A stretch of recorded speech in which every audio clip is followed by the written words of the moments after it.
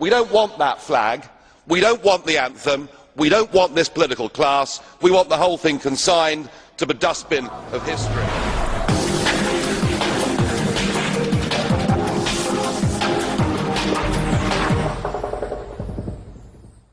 Farage. Joining us now is Nigel Farage, co-president of the Europe of Freedom and Democracy Group and national leader for the United Kingdom's Independence Party. Nigel, can you update the listeners globally on what is happening in Europe? How bad is it over there? It's just a real mess. I mean, there is total confusion, fear, a total paralysis, actually, and no one knows what's really going on. 6 weeks ago, the British Prime Minister, David Cameron, said that we had 6 weeks to save the European economy and possibly the global economy too. And the deadline was the Cannes summit, which has been and gone last weekend. And you could tell from the European leaders leaving that summit, their faces like thunder, that nothing had been agreed. And Obama's face was an absolute picture at the press conference when he described his own incomprehension at actually who was in charge in Europe. And of course he's absolutely right, because we have a European Commission headed up by Mr. Barroso. We have a European Council headed up by Herman Van Rompuy. We have a Eurozone group headed up by a Luxembourger called Mr. Juncker. I mean, who actually is in charge of this incredible bureaucratic structure of unelected people? The buck doesn't stop with anybody. And you see, we're used to democracies. I mean, if something chaotic and disastrous happens in the American economy, the buck stops with Obama because he's the guy that's been elected to be the president. We haven't got anything like a democratic structure within the Euro countries. And frankly, my feeling now is that all the while the problem was with Greece and Portugal and Ireland, serious though the problem was, they were relatively small economies compared with the overall size of the Eurozone. But now we have Italy, which is the third biggest member of the Eurozone, and interest rates, their rates they have to pay as a government to borrow money in the free market, have shot up this week. And so we now face the real doom scenario for the euro, that if the Italian government can't finance its debts, where on earth are 2 or 3 trillion euros going to come from to bail out Italy? So it looks to me, and I've been saying this for some time on your program, that I always felt this thing would fail, but I think we're very much nearer to the failure being really huge and possibly very dramatic indeed. Nigel, can you give listeners globally an idea of where the Germans, the British, the French are with this? Are they getting pretty fed up with all of this? Well, the British are in an odd position. We, of course, are an island off continental Europe, geographically and politically, as far as the euro itself is concerned. Don't forget that we still have the British pound. So we're not as directly involved in this crisis as the other continental countries are. But I think that where the real anger is beginning to well up is inside Germany. You see, Germany had its disasters. Well, it had its political disasters, but it also had an economic disaster. And back in 1923, the German currency, because of hyperinflation, became literally valueless. So the Germans, and especially since 1945, have always been a very fiscally prudent nation. Now, they've just been through 20 years, of course, of paying for Eastern Germany to reintegrate with Western Germany after the wall came down. So if you're a West German taxpayer, you've picked up a really heavy bill over the last 20 years. Now, you're being told you've got to bail out Greece, you've got to bail out Ireland, Portugal, and possibly even Italy. And for hard-working German people to be told that they've got to sign a blank check in perpetuity to southern European nations who have a completely different work ethic and culture is something that increasingly is becoming unacceptable. And that is why Mrs. Merkel, doesn't just commit yet more vast sums of German money to bailing out other countries, because she knows that at home it's just become unacceptable. What about the French, Nigel? Do you have word from your friends over in France about what their take is on the situation? The French seem to be in a slightly more neutral position, not really sure what to make of it all. There are French presidential elections coming up in May of next year, and their parliamentary elections in June of next year. There are increasingly in France voices being raised saying, look, this whole thing's been a terrible mistake. We should never have joined the Eurozone in the first place. But I would say that that is still, in France, just about a minority view. And the French are kind of hoping and praying that it's all going to be okay. But they haven't really, as a nation, had a proper full debate on this, not in the way the Germans have done. And right across Northern Europe, I mean, in countries like Finland, in countries like the Netherlands, I mean, there is a growing public anger saying, why on earth should we, at a time when our economies are weak, at a time when we ourselves have problems with big government borrowing figures, why on earth are we committing to this project that seems to be so misconstructed that it kind of doesn't matter how much money you throw at the problem, it always comes back and asks for more.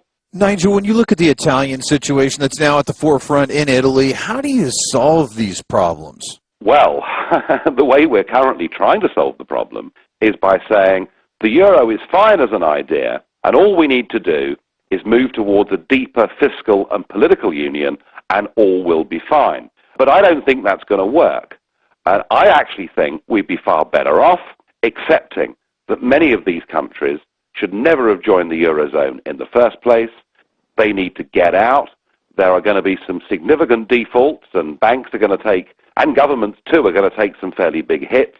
But actually sometimes in life, if you're trapped in something that is just wrong and doomed to failure, it's better to recognize that, take the short-term pain, and then actually allow yourself to get back on your feet. And one can think of a little island in between you guys and us called Iceland, who, of course, in 2008 were overwhelmed, if you remember, by the banking crisis.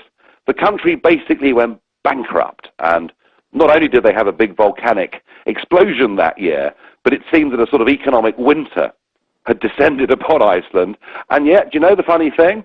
As we come out of the end of 2011, Iceland has now got itself re-established, and she's got an economy that is back growing again. I think we've got to recognize this whole thing has been a failure, cut and run, start again with a blank sheet of paper. When you say start again with a blank sheet of paper, is that nations having their own currencies again, or is that going a bit too far with it? Well, I don't think it'll work that way, because I think that for now, the northern European nations would stick together in what would effectively become a greater Deutschmark zone, because you can argue that economically the differences between, let's say, Germany and the Netherlands and Finland are not that great. They have similar work ethics, they have similar practices. But I think that for the Mediterranean countries, there's no way longer term they're going to stay in the euro, and they've now got the opposite problem to the north. They are now trapped inside a regime which is demanding huge public spending cuts without the compensation of a currency devaluing. And I listened to a German economist the other week, a man in his 80s, a man who'd seen it all in his lifetime, including the rise of Hitler and the destruction of Germany in 1945, and he made the point that actually what the EU is now imposing upon Greece reminds him of the von Breuning budgets in Germany in the early 1930s, which led to 6 million unemployed, and which directly, of course, led to Hitler. The Greeks will not put up with their democracy being stripped from them, with austerity packages being put upon them at a time of huge unemployment and increasing poverty. I mean, frankly, if we go on pushing nations like Greece in this direction, my fear is that the problem in the end will not just be economic, it'll be social. Do not discount the fact that there could be nothing short of a revolution in Greece if we carry on down this course. That is just how dangerous this whole thing is. Nigel, with Europe going into disarray as badly as it has, recently many of the countries inside of the Eurozone are starting to ask their central banks, or at least some of the politicians, what is the status of our gold? And the central banks in some cases have been less than forthcoming. Now we're hearing the Germans want to get hold of their physical gold, get it back to Germany. The Germans don't know if they have it or if it's been leased out and it's gone into the marketplace. What about the situation with the gold and the European central banks? What's happening there? Huge rows, as you say, big suspicion in Germany as to where the gold is. The Greeks, of course, demanding that the Germans give back the gold that they believe was taken from them in World War II. So this is uncovering some pretty ancient and bitter rivalries. And of course, the British government, where Gordon Brown famously sold most of our gold reserves at $284 an ounce. So, gold is not just a big play in the financial markets, it's a big play in the whole debate and architecture of the current Eurozone woes. Do you suspect then, Nigel, that many of the central banks in Europe have leased out their gold? It's out of those vaults and it's gone, and there's paper promises to return it that probably won't ever be able to be redeemed? I just do not know the answer to that question. But if I look at just how poorly the central banks have performed over the last decade or so, frankly, nothing would surprise me. There seems to be almost no limit to the stupidity of these people. Nigel, I generally ask you about gold. Last time you were on, you were bullish. Gold's gone a lot higher since that time period. But what about gold from a bigger picture perspective? Because the audience should know by now, but you traded gold for over 2 decades. I did, yeah. Well, I mean, obviously, gold has gone up a huge, huge amount already. But I'm just looking at this prospect of Italy possibly going into default. If that happens, an awful lot more banks are going to go down, and governments may face the position where they just simply cannot go on using taxpayers' money to bail out banks. So I think there is a real possibility of very unpleasant banking collapses. And I think in the face of that, if you've got gold in your portfolio, I think you've got to keep it. Coming back around to Europe then, Nigel, you brought up the banks failing there. I'm just wondering in your mind how that all shakes out, because when you talk about banks failing, taxpayers not being able to backstop them, that really is chaos. It's a very dangerous thing. There is no escaping the fact that we've not been in as much potential trouble as this since perhaps 1931. That's where we are. That's where we are. This looks like it could be as bad as the Great Depression of the early 1930s. Things are moving beyond the control of governments. Governments have made huge, catastrophic, historic errors. They've overspent. They've failed to recognize that problem early enough. Here in Europe, they've constructed a currency that should never, ever have allowed the Mediterranean fringe into it. And we are facing this huge, huge indebtedness problem. We're headed into very, very troubled times. Is there a chance here, Nigel, for a return to the gold standard? I don't think that at the moment a return to the gold standard or anything like that, frankly, is possible. I think that course of action, whether it's the right one or not is another question, but that course of action would only happen after there'd been a bust. It certainly won't happen yet. Nigel, the situation in Europe is clearly turning into a bigger nightmare. You warned about this a long time ago. What should we expect in the coming weeks and months ahead for Europe? Well, Berlusconi today has just about survived a vote in the Parliament in Rome, but his coalition partners are now calling on him to resign, so we're going to see chaos there. And what we're going to see from the European bosses is we're going to see more bullying and more nastiness. And just last week, Papandreou, who was then the Greek Prime Minister, suggested that maybe the Greek people should have a referendum to decide whether they will accept these bailout packages and the terms. And for uttering the R word, he had everybody in Europe absolutely doing their best to destroy him. They have destroyed him. Greece has lost its democracy. The bully boys of Brussels are using this financial chaos to set up something that is akin to a dictatorship. These are horrible, horrible times. Nigel, when you mentioned before that it's like 1931, is there a possibility that you're looking at that all over again in Europe? Well, I think there is, and of course it was banking collapses in 31 that really led to things being bad. And of course now what we've done is we've lumbered ourselves with a European social market model for our labour forces, which leaves us hopelessly uncompetitive in the face of the Far East. And I mean, countries like Italy, I mean, their industrial production, their foreign and direct investment has collapsed in the last 5 years. You ask yourself, if the banks go bust, what on earth is going to be left in some of these countries?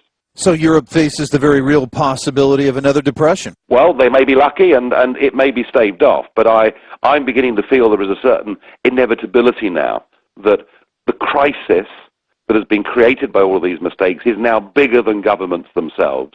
And if we get the kind of banking collapses that I now believe are possible, we could be headed into something that we haven't seen for over 70 years. A Great Depression is not impossible. Nigel Farage, co-president of the Europe of Freedom and Democracy. We don't want that flag.